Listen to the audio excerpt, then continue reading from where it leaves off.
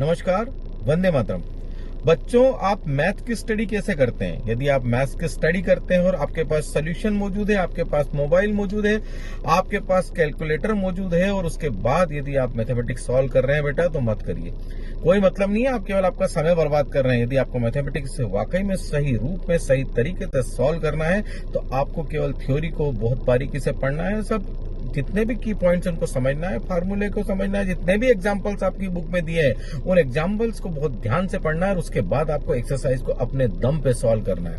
और यदि आप परफेक्शन चाहते हो ना, देखिए मैथमेटिक्स में ये महत्वपूर्ण नहीं है कि आप उस सवाल को हल कर लेते हो। सबसे ज्यादा महत्वपूर्ण ये होता है कि आप उस तरह के सवालों को हल कर लेते हो। और उस तरह के सवालों को हल करने के लिए, हर तरह के सवाल के लिए आपको एक सफिशिएंट प्रैक्टिस सेशन चाहिए, वो भी अपने दम पे। जब आप लगातार इस तरह से अपने मैथमेटिक्स की पढ़ाई करते हो ना बेटा, तो हर तरह के न्यूमेरिकल्स के लिए आपके अंदर एक आइडिया जनरेट हो जाता है। और जब वो आइडिया जनरेट हो जाता है ना, तब आप टॉप लेवल की कॉम्पिटिटिव एग्जामिनेशन में, बोर्ड एग्जामिनेशन में कैसा भी न्यूमेरिकल्स आ जाए उसको इजी गोइंग लगा देते हो। तो मेरा अपने सभी विद्यार्थियों से निवेदन है कि यदि वो मैथमेटिक्स की स्टडी करना चाहते हैं तो उनको अपनी स्ट्रेटेजी को बदलना पड़ेगा। यदि आप न्यूमेरिकल्स को एक बार देखते हैं, एक बार देखने के बाद थोड़ा सा प्रयास करते हैं, 2-4-5 मिनट में डिसीजन लेते हैं, सोल्यूशन पे जाते हैं, सोल्यूशन को देखते हैं, सोल्यूशन से समझते हैं, उसके बाद फिर मन से करने की कोशिश करते हैं, फिर उसको 2 बार करते हैं, उनको ऐसा लगता है कि हमने कर लिया है और हम एग्जाम में कर देंगे। ठीक है बेटा, बिल्कुल सही हो, एग्जाम में कर दोगे, लेकिन उस न्यूमेरिकल को कर दोगे,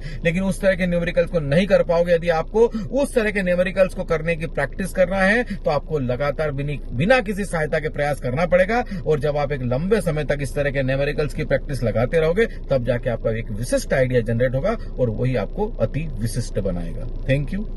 जय हिंद।